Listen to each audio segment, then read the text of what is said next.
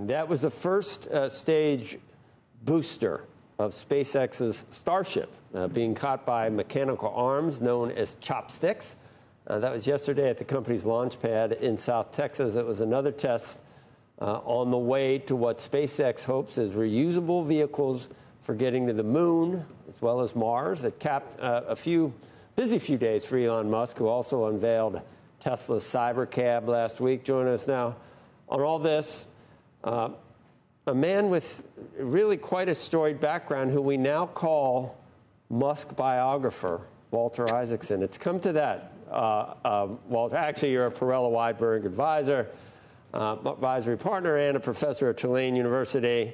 You've had biographies of some of the greatest men and women in history, and CNN and so many other things. But Elon Musk is a big enough person where his biographer can be Walter Isaacson in his own right, and that's okay. He's such a bigger than life character, and we need you to talk about him a lot. Thank you, Joe. It was totally amazing to see those chopstick arms come on in and catch that booster. It's the largest rocket ever made. And not only did it land upright, which he's been able to do with his smaller rockets, but he didn't have landing legs. He used the chopstick arms. Nobody has been able to land a rocket upright and shoot it up again and reuse it. But Musk has done it more than 150 times with his Falcon 9. And now with this, he's able to do it with the biggest rocket ever made. I mean, China hasn't done it. Russia hasn't done it. NASA, Boeing, of course, hasn't been able to reuse rockets like that. And as you say, at the same time that he unveiled the Cybercab, running around, picking people up with no steering wheel and pedals, as well as Optimus the robot, which was serving drinks at the Cybercab unveiling. He also has been able to do that private spacewalk where he sent 4 people to the highest orbit we've done in about 40 or 50 years in this new spacesuit he built, and they were able to march. Plus, he's using his Dragon capsule to get the astronauts back from the space station that Boeing left stranded up there. So, and also, even AI, y'all were talking about AI earlier, he's taken XAI and brought it up to near where Google is from scratch. Yep, and save the Second Amendment and everything else. I saw some, I don't know what's AI and what's not, but I saw one of the robots, and I think it was an actual video, Walter, but he was kicking a football, actually kicking a field goal, and I mean, it was shocking to me to see that the moves that it made after it kicked it to stay balanced looked almost identical to the same moves that a human would make. Somehow they've programmed in exactly how the weight gets distributed after you make that move to be able to stay on its feet. It was that was mind-boggling to me too. I remember 2 or 3 years ago being there as Optimus was being developed in the Tesla back studios, and you had to look to see, okay, the risk is actually it's metal. It's not a real person, because he's made it a little smaller than a human, but humanoid. And you're right. It's able to do things like, I remember when he was trying to figure out the fingers, and he was saying, how many degrees of rotation, how many digits should you have on each of the fingers? Do we really need all 5 fingers? And those hands are more dexterous than my hands are now. Like, maybe not saying much. I don't know what we should be more impressed with, what evolution did in a couple of billion years. I mean, we are comparing it to what we do without even thinking about it. But so I guess both are marvels of both time and the double helix and everything else, the way it works. Walter, is Waymo, and was it disappointing? Is it not or had the stock already run up? I mean, how do you read the robotaxi introduction? The stock let's went compare down. it to Waymo, which is doing quite well. But Waymo depends on maps and being in a circumscribed area where each part of the road has already been plotted on a map. The thing about Tesla is that it can do it anywhere because it's done through the cameras.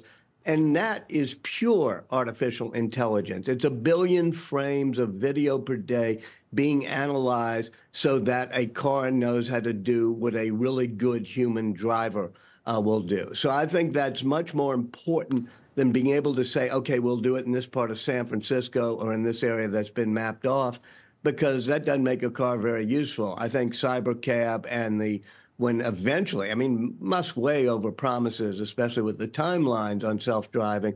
But in a few years, when you truly get unsupervised full self-driving, it transforms transportation on this planet. I've seen comments across the political spectrum about Elon Musk, and there's some people that want him to be even louder and more, I guess, controversial. But there's other people that really he's driving some of them crazy. And regardless of his accomplishments, they can judge him and disparage him totally based on appearing at a Butler rally with the candidate that they don't like or not their preferred candidate. He doesn't give a rat's patootie, I don't think, about what people say. Does he, Walter? No, in fact, I wish he would give a little bit more of a care about what other people say. You and I are probably in different camps on this. I think that it would be really good if he would put down his Twitter feed for a while and not be as incendiary and divisive as he is politically. I think it's hurting Tesla car sales. I think it's distracting, as you say, from the sort of astonishing accomplishments of the past 2 weeks. But when you ask about Musk, most people say, oh, yeah, he jumped up and down at the Butler rally. I think all of that, I mean, I think that's ridiculous, but he doesn't really care. He's even his Tesla board of directors, even his brother, is like, calm down, get off the politics kick, because it's certainly hurting Tesla. You look at the California Coastal Commission that has to decide or recommend whether or not he can launch rockets from Vandenberg Air Force Base, as they've done for 20 years. And as they're voting to maybe deny him the rights to do more rockets from there, one of the commissioners says, well, I've been reading his tweets, and it's bad politically. He's saying these horrible things. I think that's wrong to figure out whether you should shoot a rocket from Vandenberg based on the guy's tweets, but I don't think it helps him to do it. And even though I think you probably get excited by all this politics stuff, I find it really off-putting. Yeah, I think you give me 100, take your pick. De Niro's, Jennifer Garner, and give me one Elon Musk. You got a point. Look, Elon Musk. That's what if I was Trump, that's probably all I'd say. Elon Musk.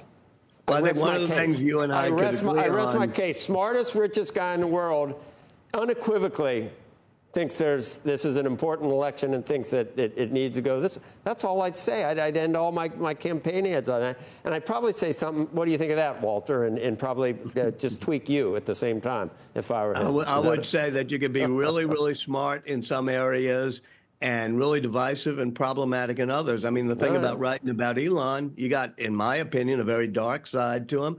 You have this amazing genius to him, and it takes, I mean, Shakespeare tells us, we're molded out of faults. Even our heroes, like Henry V, kill the prisoners. But I find it be much nicer if Musk could focus on rockets and focus on cars, focus on AI.